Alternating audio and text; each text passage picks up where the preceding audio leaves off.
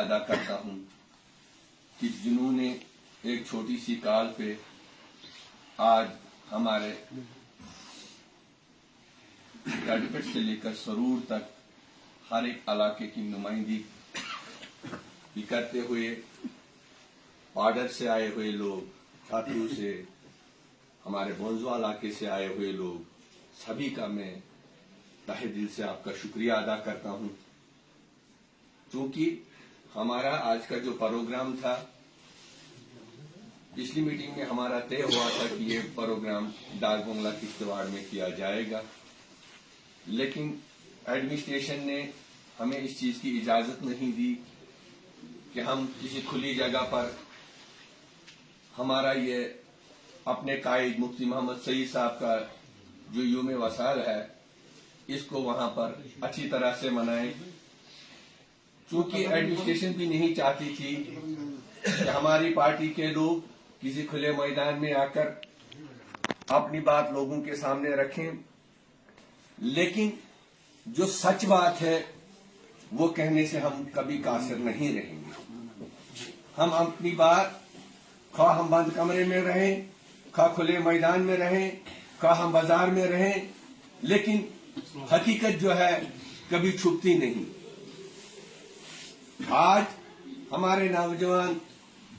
جو نئی پوچھ ہے، ہمارے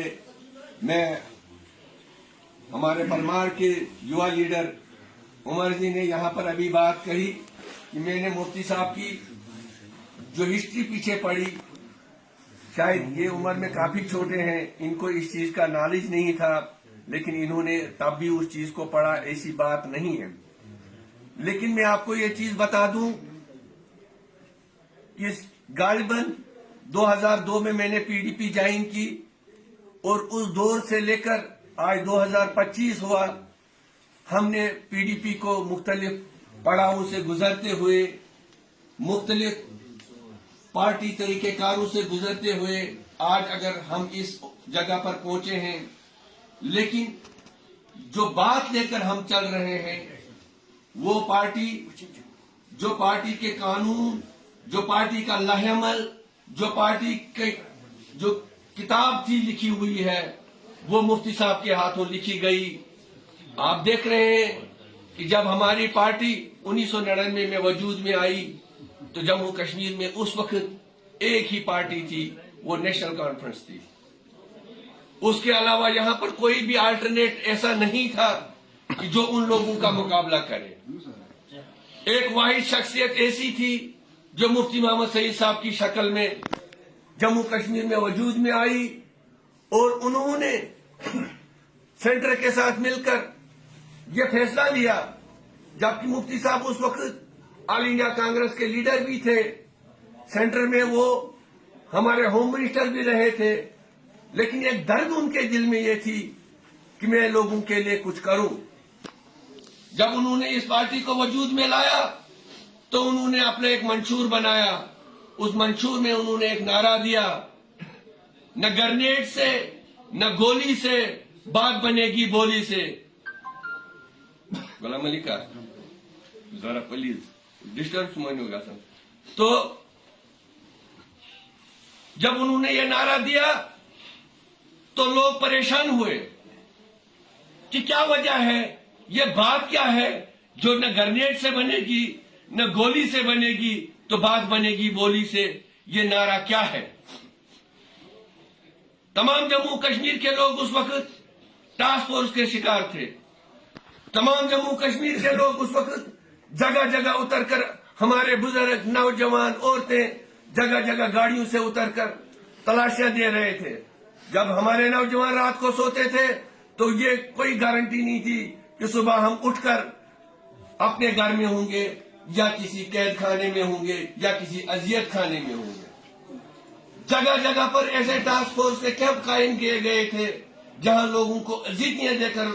مارا گیا، اور آج بھی ہمارے درمیان ایسے نوجوان موجود ہی نہیں ہیں جن کا کہیں وجود ہی نہیں ہے، پتہ نہیں ہے کہ ان کی قبریں کہاں پر ہیں۔ جنہوں نے ان تمام چیزوں پہ لگام لگائی، ہمارے پاس ٹاسک فورس کو انہوں نے ختم کیا، जो आर्मी थी उनको बैकरू में भेज दिया, उन्होंने रावलपिंडी का रास्ता खोला, उन्होंने आर पार तिजारत की, उन्होंने जो लोग बेगुनाह लोग जेलों में थे उनको बाहर निकाला, और वो लोग जो ये चाहते थे कि यहाँ का माहौल, यहाँ का अमन खराब हो, उनके भी मुंह बंद हो गए। लोगों के अंदर एहसास इस चीज का पैदा किया गया कि ऐसी बात नहीं है कि अगर आपके दरमियान इस वक्त कोई पार्टी है जो ये अपना नारा लेकर आपके सामने आई थी, तो मुफ्ती साहब ने उस नारे को आगे लेकर अपना जो उनका मिशन था, उस मिशन में उन्होंने काफी हद तक कामयाबी हासिल की। बदकिस्मती का मकाम ये रहा कि मुफ्ती साहब के जाने के बाद हमारी पार्टी मुख्तलिफ साजिशों का शिकार हो गई। जिन लोगों को मुफ्ती साहब ने अपने कांधों पे उठाकर ऐवानों में डाला, वही लोग हमारी पार्टी के लिए वबाल जान बन गए। पार्टी को मुख्तलिफ किस्मों में तकसीम किया गया, मुख्तलिफ तरीकेकार आजमाए गए, और महबूबा जी को बिलाखिर जो उन्होंने बागडोरी जम्मू कश्मीर की संभाली थी, हालांकि वो भी उसी बाप की बेटी थी, वो भी उसी लह अमल पे चल रही थी जिस लह अमल पे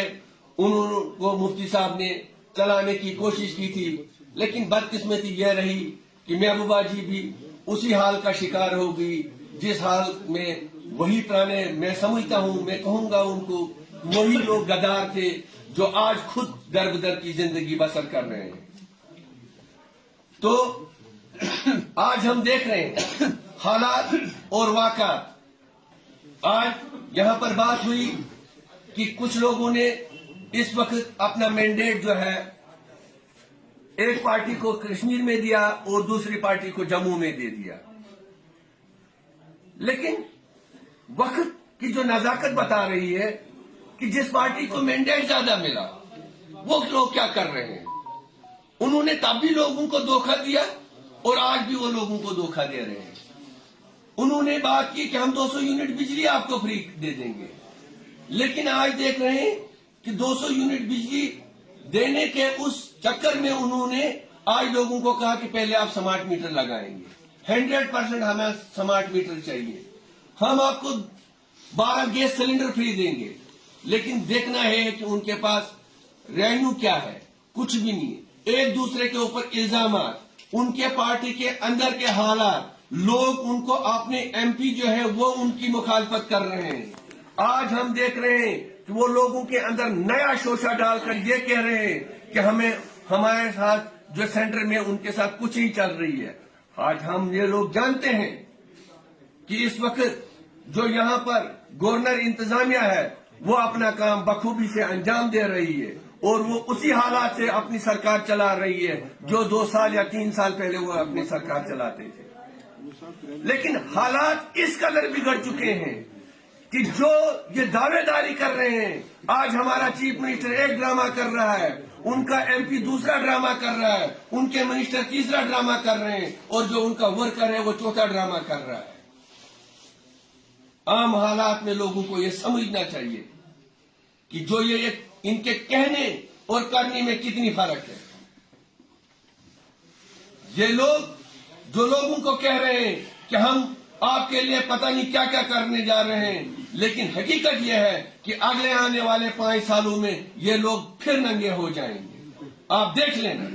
2029 पीडीपी का होगा। इंशाअल्लाह पीडीपी को लोग ढूंढेंगे। हम कोई पीडीपी को ये कहेंगे कि इनके जो सिपा सालार हैं, इनके जो वर्कर हैं, इनके जो लीडर हैं, क्योंकि पीडीपी में जो इस वक्त अभी नायक साहब ने अभी एक बात कही